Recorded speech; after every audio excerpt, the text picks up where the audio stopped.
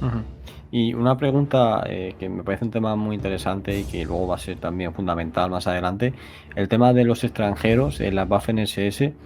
En este primer momento en el que ya pues surge esta división Viking, ¿cuál dirías tú que es el motivo principal de los alemanes por integrar a estos extranjeros? ¿El de crear comunidad?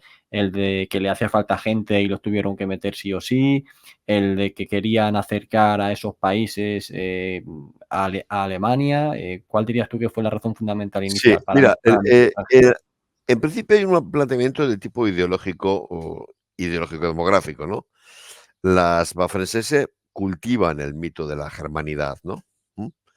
Nada raro, en ese momento esta chaladura germánica, eh, estaba asumida por muchísima gente. Mucha gente quizá no lo sepa, pero el señor que en España se considera el principal filósofo español del siglo XX, don José Ortega y Gasset, en un libro clásico, España invertebrada, él se pone a buscar por qué razón España la ve tan atrasada y tan horrible con respecto a Europa, ¿no? Y lo que dice, ahora lo ves y dices, no me puedo creer esto. Sí, él dice que la culpa es que los españoles tenemos poca sangre germánica. Los germanos que nos han tocado en suerte, dice él, los godos llegaron ya muy romanizados, muy poco germánicos, ¿no? Entonces nos falta esa sangre germánica que es tan importante. Esto lo dice Ortega y Gasset, que es español. Esto se decía en Francia. Gobineau, por ejemplo, el famoso Gobineau, era de los que creían que la decadencia de Francia se debe a que la sangre celta se ha impuesto sobre la sangre de los francos. Y se decía, por supuesto, en Alemania, en Escandinavia, en Inglaterra o en los Estados Unidos, ¿no? Esta chalagura germánica, pensar que con una sangre germánica eres mejor que los demás. Bueno, esta chaladura estaba ahí. Pero es que además los alemanes le veían una utilidad demográfica. ¿Qué le pasa a Alemania? Según la famosísima frase de Kissinger, Alemania es demasiado grande para Europa y demasiado pequeña para el mundo, ¿no? Alemania tiene, con la Alemania guillermina, más las anexiones del Tercer Reich, es decir, Austria y los Sudetas, redondeando, ¿vale? 80 millones de habitantes. Eso no es nada. Pero se ponen a echar cálculos. Si sumamos la población de habla alemana de otros países, por ejemplo, Suiza. Si sumamos la población de los países que son de lenguas germánicas, Holanda, Bélgica, Flandes, Noruega, Dinamarca, y si sumamos además a la población que forma los núcleos de alemanes étnicos distribuidos por los Balcanes y otros lugares de Europa Oriental, atentos porque son 40 millones más. Nos vamos ya a 120 millones de personas. Eso es importante. Es un 50% más que la población alemana. Por eso, las Waffen-SS van a intentar captar a esa gente. ¿Por qué ponen tanto interés en eso? Pues vuelvo a decirte lo de antes, porque no tienen asignada una cuota de reclutamiento en Alemania. No la tienen. Ellos pueden reclutar a noruegos o pueden reclutar a los alemanes étnicos de Rumanía y nadie en Alemania les puede decir nada. Ninguna autoridad militar. ¿Usted qué hace? No, no, porque no son súbditos alemanes. ¿De acuerdo? Entonces, hay un énfasis especial por su ideología germanista, pero también por una necesidad práctica. Y es que su cuota de reclutamiento en Alemania no existe. ¿De acuerdo? Hay que ampliarla. Ahora, ¿qué es lo que pasa? Bueno, pues que la realidad choca enseguida con las teorías. Mire, cuando se produce el ataque contra la Unión Soviética, tenemos a la división Viking, que tiene componentes noruegos, daneses, holandeses y flamencos, ¿vale? Poca gente. Han incorporado también, y esto sí que es muy curioso para que se vea cómo la realidad siempre te impone correcciones a las ideas tontas, han incorporado a un batallón de voluntarios finlandeses. En la Primera Guerra Mundial, Finlandia había sido un país que a los alemanes habían apoyado mucho y habían instruido a los separatistas finlandeses en su ejército, y dentro del ejército alemán hubo un batallón de cazadores finlandeses. Bueno, ahora en la Segunda Guerra Mundial, Finlandia se va a aliar con Alemania y para demostrar ese vínculo de amistad, dicen, oye, pues venga, vamos a permitir un batallón finlandés dentro del ejército alemán, y los alemanes dicen, vale, vale, a las Waffen-SS. Bueno, ¿por qué te digo que es una prueba de que la realidad se acaba imponiendo siempre sobre las tonterías ideológicas? Bueno, pues porque los finlandeses no son germánicos. Los fineses son un pueblo del grupo uralo-altaico, ¿verdad? Los fineses están emparentados con los turcos, con los húngaros, etcétera, etcétera. No son un pueblo germánico. Por mucho que tú los veas altos y rubios de piel muy clara, no son un pueblo germánico. Pero las Waffen dicen, calla, calla, calla, calla, calla, un batallón más, eso me lo cojo. ¿De acuerdo? Y lo meten. Pero sobre todo, y aquí es donde lo importante, lo que ocurre es que cuando se inicia estas unidades extranjeras atraídas por, digamos así, por el pangermanismo, son minúsculas. Cuando se inicia el ataque alemán a la Unión Soviética, ocurre en toda Europa lo que ha ocurrido en España, y es una oleada de entusiasmo anticomunista. Y siguiendo el ejemplo de la División Azul, se ofrecen para formar legiones de voluntarios anticomunistas un poco por toda Europa. ¿Qué hacen las Waffen-SS? Dicen, vale, vale, vale, vale, pero yo me quedo con las legiones de voluntarios de Noruega, Dinamarca, Flandes y Holanda. Las otras legiones de voluntarios, los croatas, los franceses, los españoles, como no son germánicos, no me interesan. Me las quedo, las legiones germánicas me las quedo para mí. Y las integran, estas legiones nacionales, en las Waffen-SS. Vale, en cuanto se ponen a echar cifras, a echar números, ¿qué es lo que descubren? Si hay, ahora las cifras me las estoy inventando un poquitín, porque no las tengo a mano. Si hay 200 flamencos que han entrado en la división Viking, atraídos por el ideal pangermánico, hay 1000 flamencos que se apuntan a la legión flamenca por motivo puramente anticomunista. Y las cifras son las mismas para Noruega, para Holanda. Las legiones nacionales, creadas bajo inspiración primaria del anticomunismo, sin ningún afán pangermánico, engloban a mucha más gente que estas minúsculas unidades integradas en la Viking, ¿de acuerdo? Atraídas teóricamente por este ideal pangermánico. El ideal pangermánico se lo creían una serie de ideólogos alemanes. La gente eso no lo vivía. Entre otras cosas porque esos ideales pangermánicos en gran medida se basaban en un supremacismo alemán, ¿no? Muchos de los voluntarios, por ejemplo, noruegos, ¿no? Que igual se apuntaban con la mejor buena fe, descubrían que los instructores alemanes se burlaban de ellos y decían, ¿sabes lo que significan las siglas NSDAP? Era Noruega, Suecia y Dinamarca, Ale Protectorat. Todas serán protectorados, ¿no? Entonces, joder. Si nos apuntamos a este rollo pangermánico, por lo menos que sea en una situación de igualdad, ¿no? Pero no, claro, los alemanes a los noruegos o a los daneses los veían como unos chicos más o menos simpáticos, pero vamos, bastante irrelevantes, ¿no? Sí, Luego, en pero definitiva, la respuesta concreta es, sí. en la realidad, el ideal anticomunista tiene infinitamente más fuerza y capacidad de movilización que estos burdos pensamientos pangermánicos que son irreales, son unas abstracciones ideológicas que no van a ninguna parte. Sí, sí, pero yo creo que ha sido muy positiva esta disertación para que todo el mundo pues comprenda la entrada de los extranjeros a la Waffen-SS, los diferentes motivos, cuál pesaba más, cuál pesaba menos, y ya pues sea claro y demás.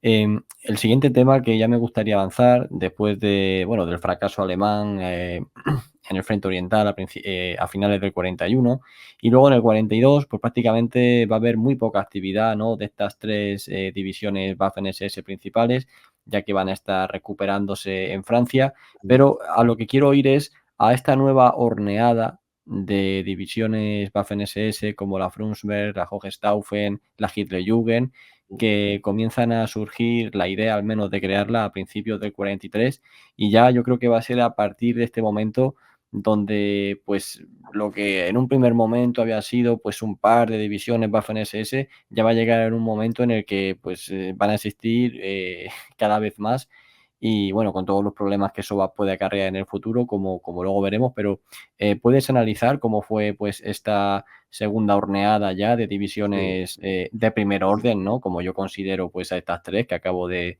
nombrar. sí. Ha llamado muy acertadamente la atención sobre el hecho de que en la campaña de verano del 42, estas divisiones SS que ya se han, vaya por Dios, batido en el frente del este, van a tener un papel irrelevante. No existen, no están allí. Un poquito de limonada. Pero, sin embargo, es en ese momento cuando alcanzan por vez importancia estratégica. Puede parecer un contrasentido, pero no lo es.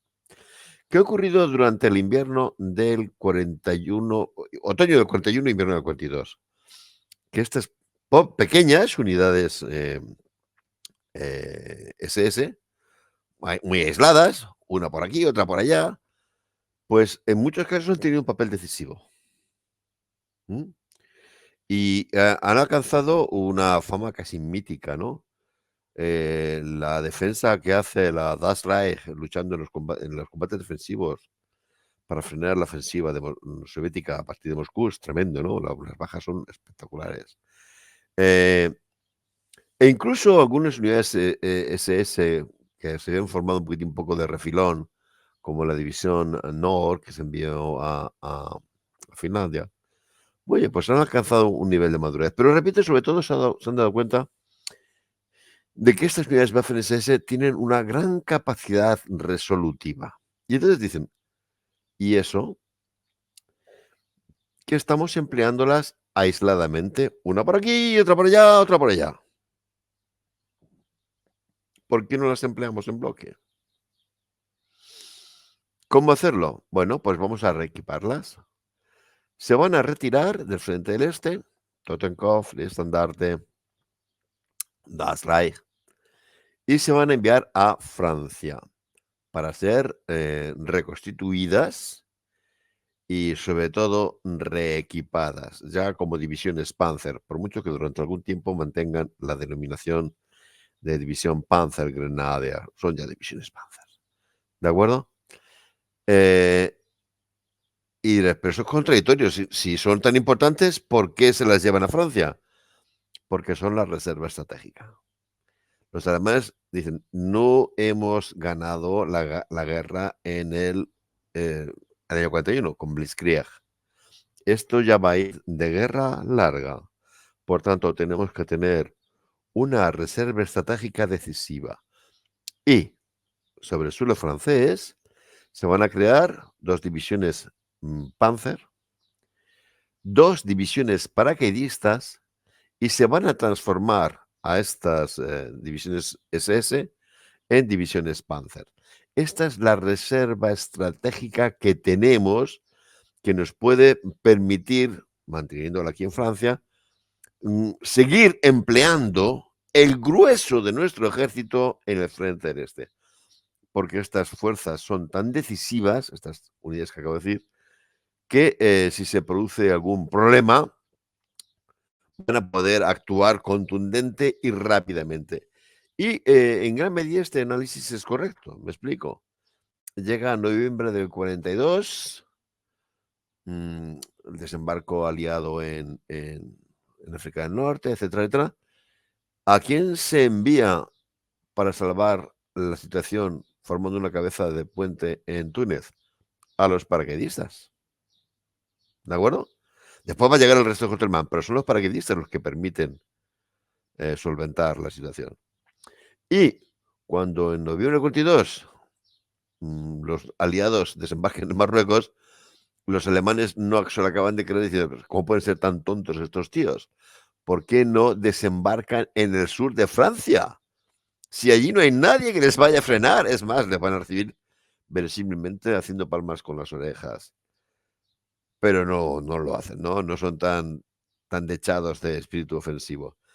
¿Quién ocupa en un abrir y cerrar de ojos la llamada Francia de Vichy? Las tropas de las Waffen-SS que se han mantenido como reserva en Francia. Entonces, sí, efectivamente cumplen la función que se ha previsto.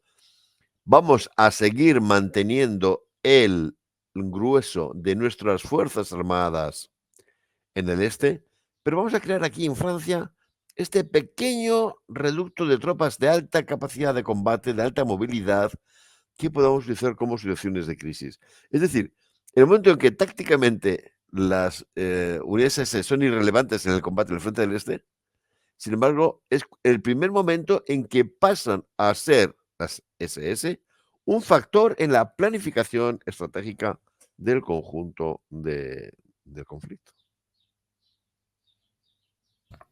Sí, sí, luego efectivamente también cuando se produce el desastre en Stalingrado, a las primeras que acuden para solucionar la Ah, situación va a ser a este segundo cuerpo Panzer SS, que es rápidamente enviado en bloque bueno, que ujú, van a llegar a Kharkov, pero realmente su objetivo era liberar a Paulus en Stalingrado, pero se van a quedar ahí cuando llegan en mm, febrero.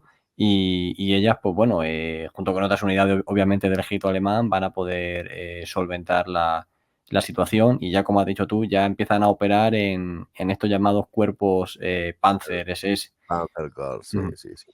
De Y hecho, sí, un poco, perdón, es que me has hecho antes sí, sí, esa sí, sí. pregunta, que no te la he contestado. Sí, sí, eso iba, eso iba. No, no, visto la eficacia de estas tropas, es cuando dice: "Oye, hay que ampliarlas". Hay que ampliarlas, ¿de acuerdo? Y es cuando surgen la idea de las divisiones Frundsberg, Hohenstaufen, Gauss von Berlichingen, etcétera, etcétera. Es cuando surge esta idea, ¿no? Y por supuesto la idea de la división Hitlerjugend. ¿De acuerdo? Es decir, no se trata ya de tener a estas divisiones, recomponerlas y reequiparlas y dotarlas de un mayor momento, sino de que entremos en un proceso un poco así de, vamos a decirlo así, de metástasis y que empiecen a multiplicarse, ¿no? Y aquí es donde vemos justamente lo que decíamos antes, de que aquí hay ya un problema. Una élite a la cual has reclutado con unos criterios tan estrictos, pues es muy irrelevante, estadísticamente irrelevante. No puedes, y ya hay que ir rebajando criterios. Por ejemplo, un criterio básico en las Waffen-SS hasta ese momento había sido la voluntariedad. Aquí ya no va a haber voluntariedad, se hace un pequeño truco, ¿eh? Para la división que conocemos como la Hitlerjugend, sí, se busca a los chicos más entusiastas de la Hitlerjugend. ¿Queréis formar una división? Sí, sí, sí, madre mía. Pues se apuntan muchos. Pero otros no son tan entusiastas y lo que se hace es una especie de truco, ¿eh? A los jóvenes alemanes, antes de entrar en el servicio militar, tenían que hacer un periodo que era el llamado Reichsarbeitsdienst, 6 meses de trabajos manuales, picando piedra y con las azadas y con las palas, haciendo caminos, cosas de ese tipo, ¿no? Para muchos era un coñazo. Entonces, en los campamentos del Reichsarbeitsdienst, les dicen a muchos: "Oye, si os unís a estas divisiones, este trámite os lo saltáis". Eh, y muchos pican, y muchos se apuntan. Y la verdad es que tampoco les molesta mucho, ¿no? Dice: Oye, tío, pues estamos entrando en un cuerpo de élite". Ya para entonces las Waffen-SS tenían, por lo que hemos dicho antes, sus relaciones públicas estaban muy cuidadas, tenían un gran prestigio. Oye, qué bien, fíjate, nos vamos a saltar todo este rollo de estar picando piedra y nos vamos a un cuerpo de élite, ¿no? Ahora, los padres no opinan lo mismo. Los padres van a presentar un montón de denuncias diciendo: se han llevado a mi hijo ilegalmente, le han engañado", ¿no? ¿Y por qué los padres no tienen tanto interés en que sus hijos estén en las Waffen-SS? Muy sencillo, porque todo el mundo sabe que eso de ser un cuerpo de élite se paga en sangre. ¿Mm? Y quien más, quien menos, sabe que las Waffen-SS han ganado muchas batallas, pero con unos niveles de bajas que son los que tiene una tropa agresiva, una tropa combativa, tiene esos niveles de bajas, no hay otra solución, ¿de acuerdo? Entonces, esto provoca un gran escándalo en Alemania, ¿eh? Hay muchísima gente que protesta, a los Gauleiter, a los jefes provinciales del partido, etcétera, etcétera. No se va a poder hacer muchas más veces, ¿de acuerdo? Pero para reclutar a esta gente de las divisiones Frundsberg, Hohenstaufen y Gottsson, Berlin-Zingen, hay que hacer esta trampa, ¿no? Si se mantiene el principio de voluntariedad en la división Hitlerjugend, pero esas otras trampas hay que hacerlas también. Y, por otra parte, lo que vemos también es que cada vez ya de forma más sistemática se empieza a recurrir a gran escala a las minorías étnicas alemanas, ¿no? Se crea en este intervalo una unidad que también será muy famosa, la división Prinz Eugen, concebida desde el principio como unidad para la lucha antipartisana y que va a operar en los Balcanes. Se mantuvo siempre operando en los Balcanes, ¿eh? Muy eficaz, muy eficaz. Es de las mejores, posiblemente la mejor unidad militar alemana en este escenario. Y una unidad que nos muestra ya hasta qué punto los mandos de las Waffen-SS han hecho una apuesta tremenda por reclutar dentro de esta minoría étnica alemana. No siempre voluntariamente, todo hay que decirlo. Las Waffen-SS, las SS políticas controlaban las organizaciones políticas de las minorías étnicas alemanas y un poco se incentivaba, se constreñía un poco a los jóvenes de estas minorías étnicas alemanas a servir en unidades Waffen-SS. Te lo digo porque este es un tema importantísimo. Mucha gente en los libros sale voluntarios suecos, voluntarios, yo qué sé, daneses, de todo. En realidad, las Waffen-SS van a ser fundamentalmente un ejército que reclute miembros de las minorías étnicas alemanas en los Balcanes, ¿eh? Por ejemplo, dentro de nada, veremos cómo se crea el llamado Tercer Cuerpo de Ejército Germánico. Fíjate qué nombre más impresionante, germánico. Y en teoría iba a tener tropas alemanas y tropas escandinavas y de flamencos y holandeses. Bueno, en la práctica el 50% del personal de ese cuerpo eran miembros de las minorías étnicas alemanas de los Balcanes. Gente que se había criado en aldeas en Rumanía, en Hungría, etcétera, etcétera, ¿no? No son suecos ni daneses. Entonces, en este año la Waffen-SS da una serie de pasos muy significativos para su historia posterior, ¿eh? Aunque no esté interviniendo en la gran ofensiva del verano del 42, ni en los combates sobre el Cáucaso, con una única excepción, la división Viking, ¿verdad? Que esta sí va a llegar hasta muy, muy lejos en el Cáucaso.